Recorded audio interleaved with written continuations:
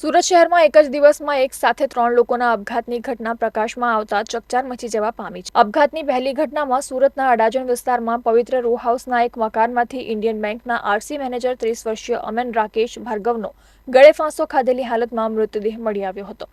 ઘટનાની જાણ થતાં જ અડાજણ પોલીસ કાફલો ઘટનાસ્થળ પર દોડી આવ્યો હતો, જ્યાં પોલીસે મૃતદેહને નીચે ઉતારી પોસ્ટમોર્ટમ અર્થે સિવિલ હોસ્પિટલ ખસેડ્યો હતો. મૃતક યુવક પરણિત સાથી કર્મચારી સાથે એકતરફી પ્રેમમાં પાગલ હતો, જે ગતરોજ આ સાથી કર્મચારી મહિલાને ઓફિસથી લઈ ડોક્ટરને બતાવ્યા બાદ ઘરે આવી આપઘાત કરી લીધો હતો. ત્યારે હાલ તો અડાજણ પોલીસે મૃતક પાસેથી મળી આવેલ સુસાઇડ નોટના આધારે આગળની તપાસ હાથ ધરી છે. તો આપઘાતની બીજી ઘટનામાં સુરતના દિલ્હી ગેટ પાસેના ઇન્ફિનિટી ટાવરના 11મા માળેથી યુવકે પડતું મૂકતા સામે આવી છે.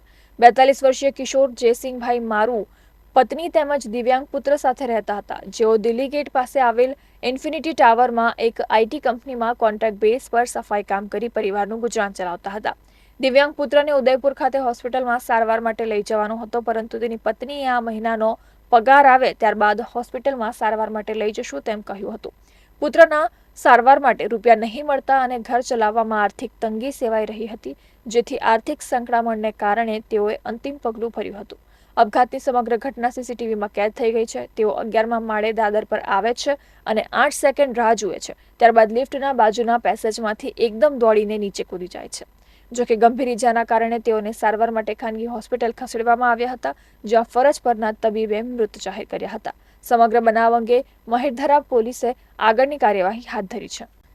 તો બીજી તરફ અકસ્માતની ત્રીજી ઘટના સુરતના પાંડેસરા વિસ્તારમાંથી સામે આવી છે.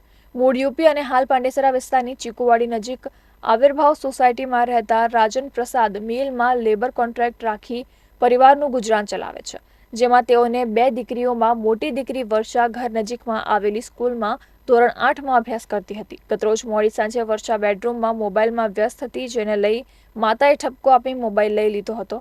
ત્યારબાદ માતા શાકભાજી લેવા બજાર ગયા, ત્યારે 10 મિનિટ બાદ માતા પરત ફરતા નાની દીકરી સૂતેલી હતી અને વર્ષા ગળે ફાંસો ખાધેલી હાલતમાં મળી આવી હતી.